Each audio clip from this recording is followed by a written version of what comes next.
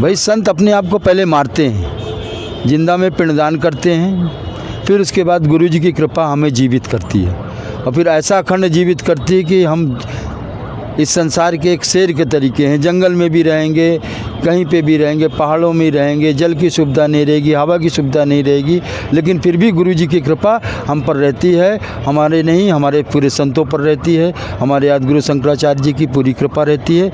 सब आनंद मंगल रहता है, हमें कोई चीज़ की दिक्कत नहीं होती। मैंने मुझे उम्र कितना है महाराज जी? हमारा जो है 2 कम 60।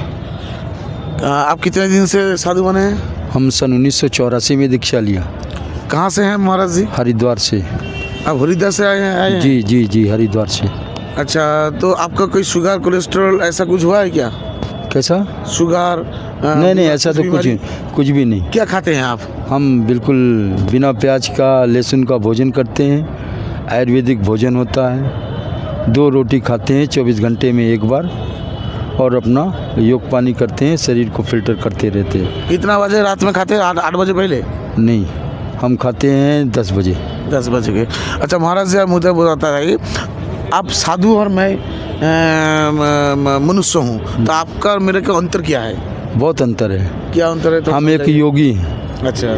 योगी तपस्या करता है, शरीर को जलाता है, भूख, धूप, नींद 3 चीज़ मारते हैं, संत बनते हैं, मन को कंट्रोल रखते हैं। आप गृहस्थी हैं, आपसे मन कंट्रोल नहीं हो पाएगा। जी। सुना है साधु होने से पहले साध देना पड़ता है? जी हाँ। कैसा साध विशेष थोड़ा बताएंगे? हाँ, बहुत सारे आदमी जानता नहीं है। जैसे आप में पिंडदान होता है, वैसे हमारे में जो है, जब हम संत बनने जाते हैं तो हमारा पिंडदान होता है। वो ब्राह्मण के द्वारा होता है, गुरु नहीं रहते हैं वहाँ पे। ब्राह्मण के द्वारा होने के बाद फिर हमारी ये जो अखाड़े की, जिस अखाड़े से लेंगे उस अखाड़े के तनी के नीचे बैठाया जाता है और कुल्हड़, जनेऊ, कुशा दे करके जो है सारी क्रिया करके फिर गुरु जी दीक्षा देते हैं हमें। अच्छा, पिंडदान तो हम लोग को मरने का बाद होता है? हाँ, हमारा जिंदा में हो जाता है, हम संत बनते हैं। जो जिंदा में पिंडदान करके संत बनते हैं, वो अपनी जो है 4 आने वाली और 3 पीछे जो बीत चुकी पीढ़ी, वो तरती है। वो संत जो होता है उसको जिंदा रहने से पहले ही पिंडदान हो जाता है? पिंडदान हो जाता है। तो इसीलिए संत महात्मा बहुत माने इतना सहज सरल नहीं है, कांटे बिछाना रास्ता है। जी जी, भाई संत अपने आप को पहले मारते हैं, जिंदा में पिंडदान करते हैं, फिर उसके बाद गुरु जी की कृपा हमें जीवित करती है और फिर ऐसा अखंड जीवित करती है कि हम इस संसार के एक शेर के तरीके हैं। जंगल में भी रहेंगे, कहीं पे भी रहेंगे, पहाड़ों में रहेंगे, जल की सुविधा नहीं रहेगी, हवा की सुविधा नहीं रहेगी, लेकिन फिर भी गुरु जी की कृपा हम पर रहती है। हमारे नहीं, हमारे पूरे संतों पर रहती है, हमारे आदि गुरु शंकराचार्य जी की पूरी कृपा रहती है। सब आनंद मंगल रहता है, हमें कोई चीज़ की दिक्कत नहीं होती। मैंने मुझे आश्चर्य लग रहा है जे संत जो बोलते हैं ना, मैं साधु हो जाऊंगा, साधु संत बनना इतना आसान नहीं है जितना बोलने से होता है। कांटे बिछाना पड़ता है रास्ते में। वो तो है, मन तो सबका कहता है। कुंभ मेला देखा, कहीं भी देखा साधु को, घर में झगड़ा किया आ गए, ऐसा नहीं है। जब योग संयोग रहेगा, अभी तो पहले तो बना लिया जाता है, तो कोई भी आए बन जावे, चल भाई चेला बन जा, लेकिन अब ऐसा नहीं है। उसके घर का फ़ोन लिया जाएगा, उसको घर को फ़ोन किया जाएगा, उनके घर वालों को बुलाया जाएगा, घर वाले उनसे बोलेंगे कि हाँ ये दीक्षा ले लें, तो ले लेंगे, दीक्षा उनको दे देंगे, नहीं तो जल्दी दीक्षा आप देते ही नहीं। हाँ, संत लोग। जी। अच्छा महाराज जी, आप मुझे बताइए, आप पुनर्जन्म का बारे में कुछ जानते हैं? नहीं, पुनर्जन्म के बारे में ये परमात्मा का वो है, इसको क्या अभी ये सब चीज़ बताने की चीज़ नहीं है। जैसे लोग बोलते हैं पुनर्जन्म होता है, कोई बोलता है पुनर्जन्म नहीं होता है, ऐसे इसके बारे में आपका क्या राय है? 84 लाख यूनियाँ हैं, 84 लाख यूनियों में क्यों नहीं होगा?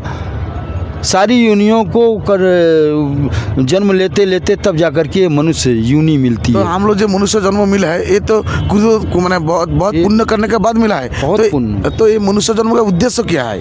मनुष्य जन्म का उद्देश्य यही है, अच्छा कार्य करें, देश की सेवा करें, समाज की सेवा करें, अपने आचार विचार रखें, अपने घर गृहस्थी को देखें, सृष्टि का उपार्जन करें, सृष्टि का पालन करें, ये मनुष्य का कर्तव्य है। महाराज जी, मुझे एक बात बताइए, जे मोक्ष पाने के लिए क्या उपाय है?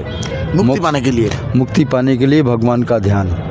भगवान का ध्यान। अच्छा, ध्यान और जप माने भजन, ये दोनों में अंतर क्या है? भाई जब ध्यान आपका सही हो जाएगा तभी तो जप होगा, और जब ध्यान ही नहीं सही होगा तो जप कैसे होगा? तो ध्यान और जप, मतलब हिमालय में जो जोगी रहते हैं वो ध्यान करते हैं एकलय जी। में, और जो धाम में रहते हैं वो सुबह शाम भजन करते हैं। तो भगवान को, परमात्मा को प्राप्ति करने के लिए कौन सा मार्ग सबसे सरल है? भगवान का नाम जप, भगवान का नाम जप। अच्छा, कली युग में एक चीज़ मैं सदा मैंने प्राय देखता हूँ, क्या है ना, जो आदमी भगवान को नाम भजन करता है, सुबह शाम भगवान को पूजा करते हैं, गरीबों को मदद करते हैं, वही आदमी बहुत दुखी रहता है इस जन्म में। क्यों होता है ये? देखिए, एक चीज़ बताऊं, हमारे भगवान श्री कृष्ण से जो है अर्जुन ने यही प्रश्न किया था कि अगर आपको, मैं आपके चाहने वाले ही क्यों दुखी रहते हैं?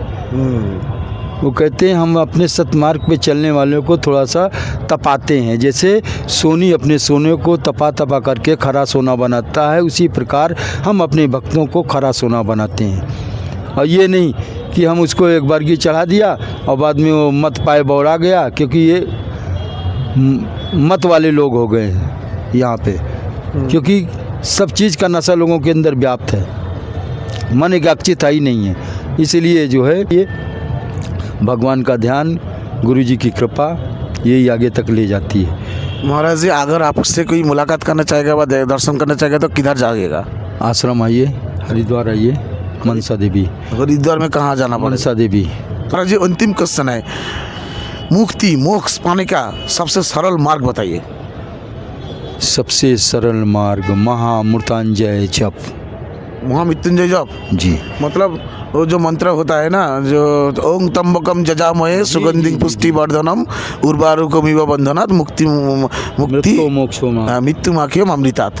जी, थोड़ा आप बताइए। ओम त्र्यंबकम यजामहे सुगंधित पुष्टिवर्धनम उर्वारुकमिव बंधनाभं मृत्युमोक्षोऽमृताम्। महामृत्युंजय मंत्र, उसका जप करना चाहिए। आज इसलिए आज महाराज को मैं नमन करता हूँ, मुझे आशीर्वाद करिए महाराज। आशीर्वाद है।